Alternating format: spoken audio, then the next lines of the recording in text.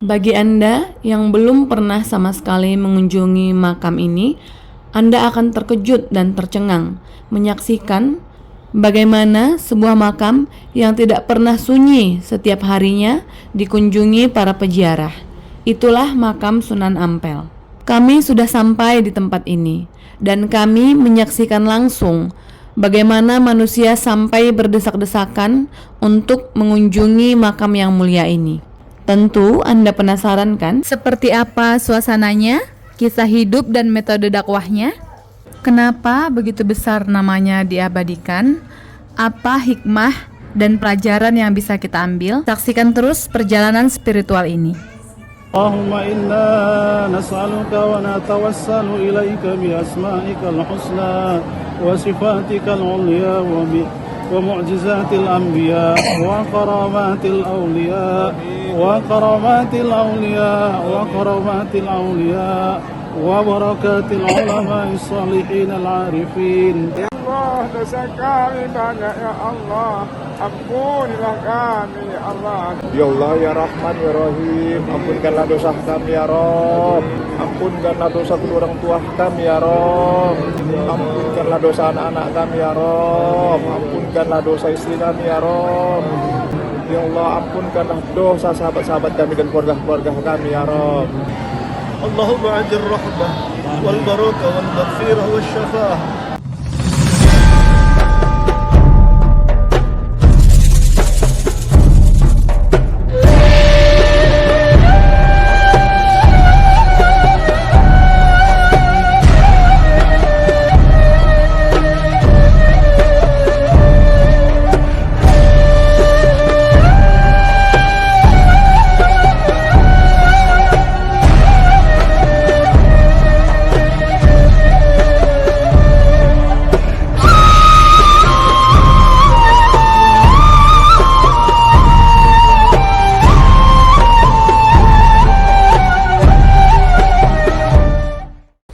Sunan Ampel merupakan wali atau sunan tertua dari apa yang kita kenal dengan sebutan Wali Songo. Makam Sunan Ampel terletak tepatnya di kota Surabaya. Jika ditanya masyarakat kota Surabaya, pada umumnya pasti sudah tahu makam Sunan Ampel, yakni terletak di Jalan Ampel Blumbang nomor 2A, Ampel, Kecamatan Semampir, Surabaya, Jawa Timur. Bagi yang sedang berkunjung ke kota Surabaya, alangkah baiknya sediakan waktu untuk berziarah ke makam sang wali ini.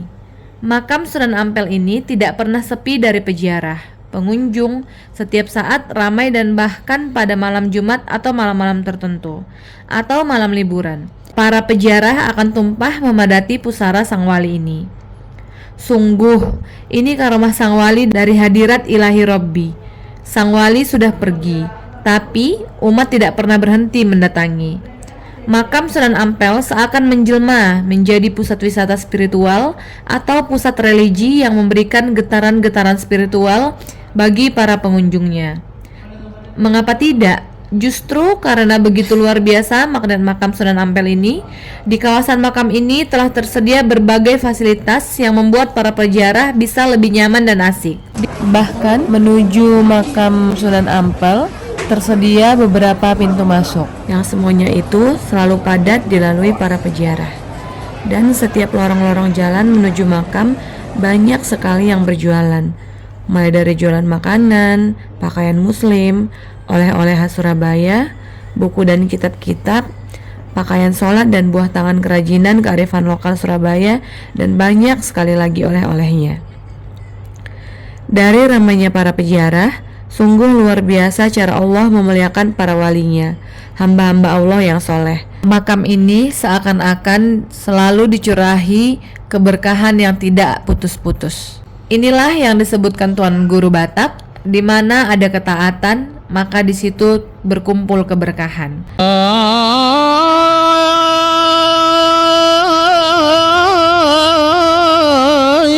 Suluk dan berkhalwat ia dirikan.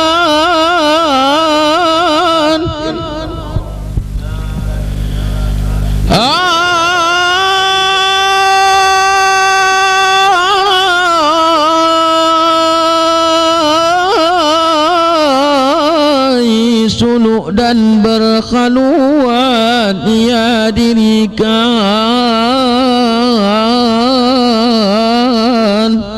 Guru yang membimbing zikir itu namanya mursyid tarekat. Tarekat artinya jalan.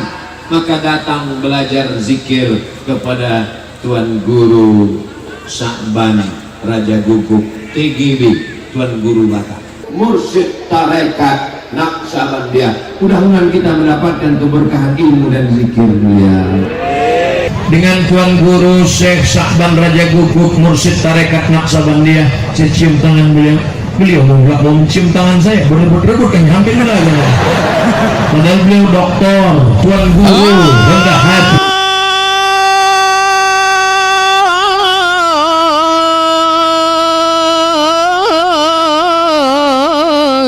Sunuk dan berkhaluan ia dirikan. Bayangkan Bapak Ibu teman-teman sekalian, sudah ratusan tahun sang wali berpulang ke hadirat ilahi Rabbi, tapi namanya harum sampai saat ini. Ini yang disebut Tuan Guru Batak, mereka para kekasih Allah. Namanya akan selalu harum, abadi dan dikenal sejarah, baik di sisi manusia maupun di sisi Allah. Atau yang pasti mereka senantiasa mulia di sisi Allah. Bukan hanya namanya dikenang, tapi juga memberikan manfaat yang besar bagi kehidupan, bahkan bagi bangsa kita serta kemanusiaan. Bayangkan berkah para wali, banyak peziarah seperti ini. Ekonomi justru hidup, ekonomi bergeliat. Mereka tetap berdakwah. Buktinya ribuan bahkan jutaan datang peziarah ke kawasan ini. Mereka berzikir, bertasbih, bertahlil, bersolawat, beristighfar, dan bersujud kepada Allah. Masya Allah, sungguh ini dakwah yang senantiasa hidup melampaui umur mereka. Di kawasan makam Sunan Ampel terdapat Masjid Agung Sunan Ampel, yang memang merupakan peninggalan sang wali. Jadi, begitu tiba, kita bisa melaksanakan sholat di masjid ini. Masjid Ampel merupakan salah satu tempat ibadah umat Islam tertua di Jawa yang berlokasi di kota Surabaya, Jawa Timur. Dibangun pada abad ke-15 Masehi, masjid yang didirikan Sunan Ampel ini punya sejarah dan gaya arsitektur yang khas. Masjidnya indah, nyaman, dan penuh nilai-nilai historis. Sunan Ampel, nama kecilnya Raden Ahmad Rahmatullah atau Sayyid Ali Rahmatullah. Sunan Ampel adalah anak dari Syekh Ibrahim Zainuddin As-Samarqandi dan ibunya Diah Chandrawulan. Ayah Sunan Ampel, Syekh Ibrahim As-Samarqandi, adalah anak dari Jamaluddin Akbar Al-Husaini. Dalam penelitian itu disebutkan, ibu Sunan Ampel berasal dari Champa, Cina. Sunan Ampel yang merupakan guru para wali itu ternyata keturunan Cina. Sunan Ampel, guru para wali di Jawa dan perintis pembangunan kota Surabaya. Dalam berbagai penelitian, ini info penting dan menakjubkan, terkhusus bagi kita penggiat tariqah sufi, terkhusus lagi Naqsyabandi, bahwa dalam berbagai penelitian, saya kutip saja seperti dalam Samsud Duha, menegaskan bahwa ajaran Sunan Ampel yang berfaham Ahlus Sunnah wal Jamaah dalam akidah atau keimanan, bermazhab Imam Syafi'i dalam fikih hukum Islam, dan mengajarkan thariqat Naqsyabandiyah dalam tasawuf. Artinya, Sunan Ampel ini adalah mursyid thariqat Naqsyabandiyah. Dan ada lagi informasi yang penting ini dan menakjubkan, yakni salah satu konsep dalam dakwah Sunan Ampel yang dikenal dengan istilah mohlimo. Itu adalah suatu tindakan tidak menginginkan 5 hal. Mohlimo merupakan strategi dakwah yang memiliki nafas Islam sekaligus filosofi dari leluhur masyarakat Jawa. Mohlimo menjadi falsafah atau ciri khas dakwah Sunan Ampel untuk memperbaiki kerusakan akhlak masyarakat Jawa pada masa itu. 5 hal yang dimaksud adalah: pertama, moh main. Itu artinya berarti tidak bermain judi. Kedua, moh ngombe. Ini berarti tidak meminum minuman yang memabukkan seperti arak atau khamar. Ketiga, moh maling.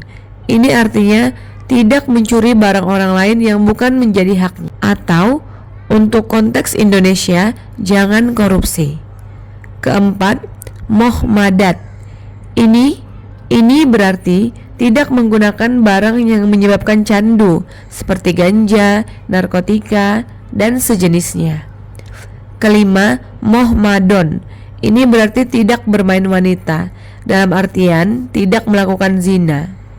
Sunan Ampel sudah ratusan tahun meninggalkan kita, tapi beliau mampu mempersatukan bangsa, mampu meningkatkan perekonomian umat. Sunan Ampel, guru para wali di Jawa dan perintis pembangunan kota Surabaya, yakni wali pendiri bangsa. Dari perjalanan spiritual ziarah Wali Songo Sunan Ampel ini, kita banyak sekali mendapatkan ibrah, hikmah, dan pesan-pesan kehidupan, baik sebagai pribadi maupun sebagai anak bangsa.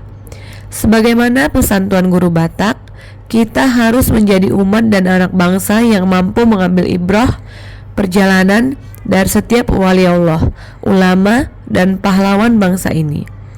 Menilik sejarah panjang penuh dengan keindahan dari Sunan Ampel dan Wali Songo, saatnya kita semua untuk belajar menyatukan umat terkait penugahan identitas diri, harmoni kehidupan keagamaan, dan kebangsaan. Islam yang dibawa oleh Wali Songo tidak mengajarkan kemarahan, tetapi keramahan, tidak memukul tetapi merangkul, tidak mengejek tetapi mengajak, tidak eksklusif, tertutup ataupun kaku, tapi inklusif, terbuka ataupun luas, dan tidak menggurui, namun menjamui. Kami pun sangat bersyukur kepada Allah, kami rombongan ziarah Wali Nusantara bersama Tuan Guru Batak bisa tiba di makam yang penuh kisah, makna, hikmah, dan bersejarah ini. Kami merasakan langsung betapa antusias, ramai, dan padatnya para peziarah yang mengunjungi makam ini. Dengan perlahan kami melangkah di tengah keramaian. Kami pun tiba di tepatnya di depan makam sang wali, yakni makam Sunan Ampel. Tuan Guru Batak pun memimpin kami untuk memberikan salam kepada sang wali dengan adab-adab mulia dan salam penghormatan, sebagaimana diajarkan oleh Rasulullah SAW. Di depan pusara makam sang wali, kami pun berzikir dan berdoa dengan serangkaian ritual seperti istighfar, tawasul, tilawah Al-Quran, membaca surah Yasin, tahlil, tasbih, sholawat, dan doa. Tuan Guru Batak juga mengajarkan kepada kami pesan-pesan penting yang khas dari hikmah ziarah wali ini, terutama pandangan-pandangan spiritual beliau terhadap sosok makam yang kita ziarahi itu. Tentu paling utama meneladani jejak-jejak kesolehan dan keistiqomahan mereka, para wali dan kekasih-kekasih Allah.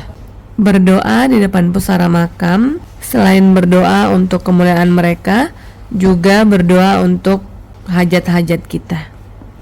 Kami diajarkan Tuan Guru Batak bahwa ziarah itu banyak hikmahnya dan menyembuhkan banyak hal. Berdoa di depan makam pusara para wali, begitu juga di depan pusara kaum muslimin dan muslimat, selain mengingatkan kita tentang hari akhirat, yang paling terpenting menjadikan kita yang senantiasa menjadi hamba yang ingat mati. Demikianlah perjalanan ziarah kami. Semoga doa-doa kita dikabulkan Allah Subhanahu wa taala. Dan kepada seluruh yang menyaksikan video ini, kami doakan semoga berlimpah berkah. Amin ya rabbal alamin. Ziarah ke makam para wali tentu banyak keutamaannya, tetapi juga banyak adab-adabnya. Berikut kita dengarkan tausiah Tuan Guru Batak tentang keutamaan dan adab ziarah ke makam para wali. Apa keutamaan ziarah wali ini? Ini penting.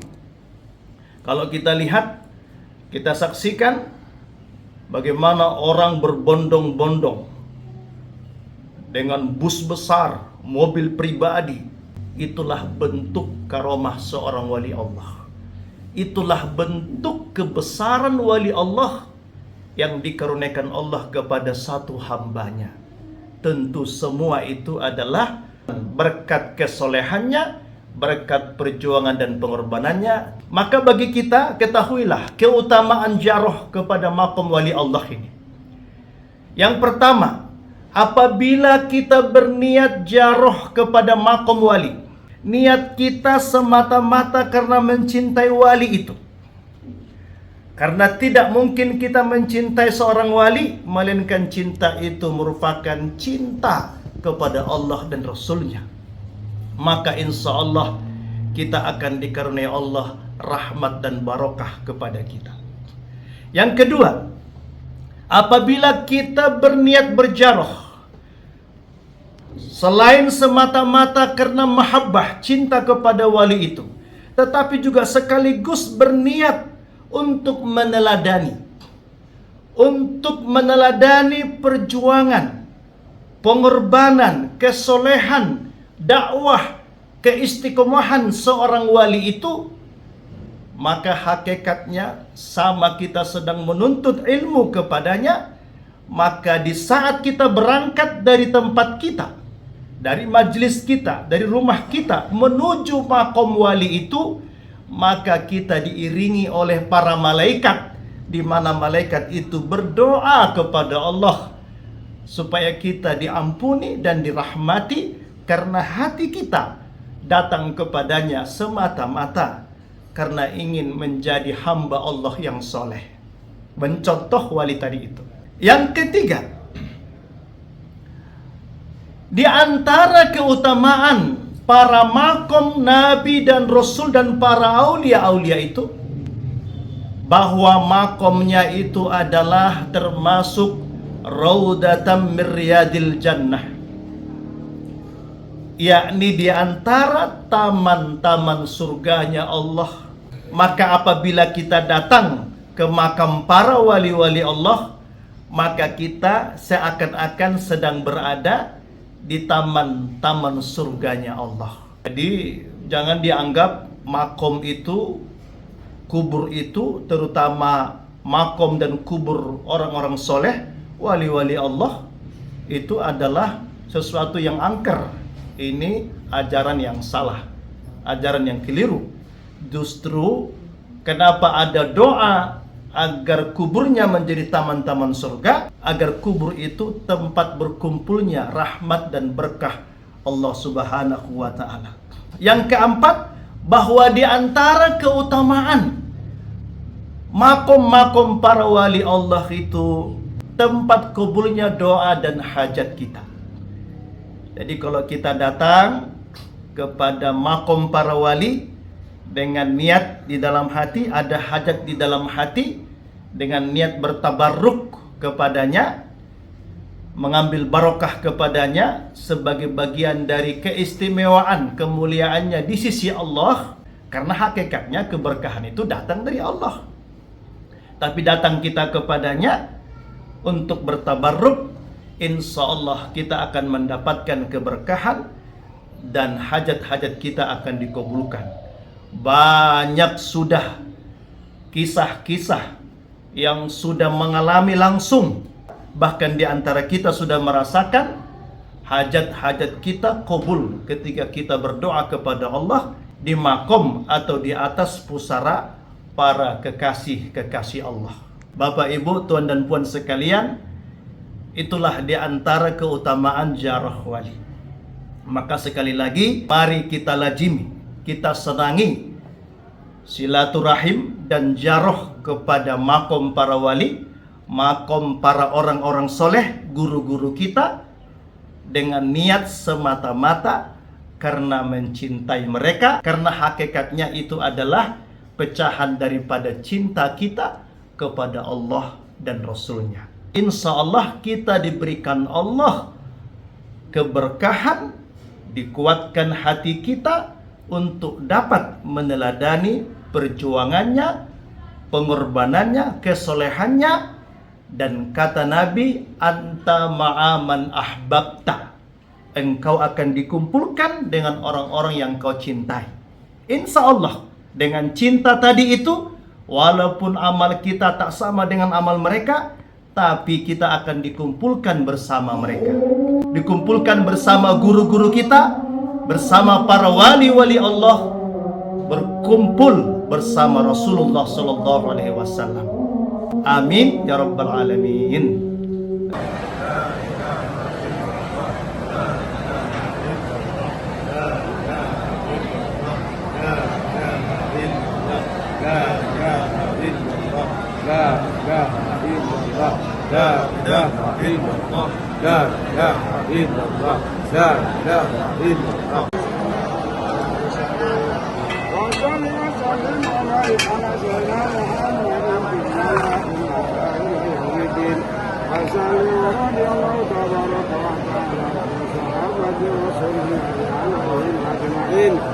Ya Allah, dosa kami banyak ya Allah. Ampunilah kami ya Allah, dan ampuni juga kedua orang tua kami ya Allah. Rabbana la tuzigh qulubana ba'da idh hadaytana wa hab lana min ladunka rahmatan innaka antal wahhab. Rabbana atina fid dunya hasanah wa fil akhirati hasanah wa qina adzabannar. اللهم إنا نسألك ونتوسل إليك بأسمائك الحسنى وصفاتك العليا ومعجزات الأنبياء وكرامات الأولياء وبركات العلماء الصالحين العارفين وبحق يا حي يا قيوم يا إلهنا يا إله كل شيء إلها واحدا يا ذا الجلال والإكرام.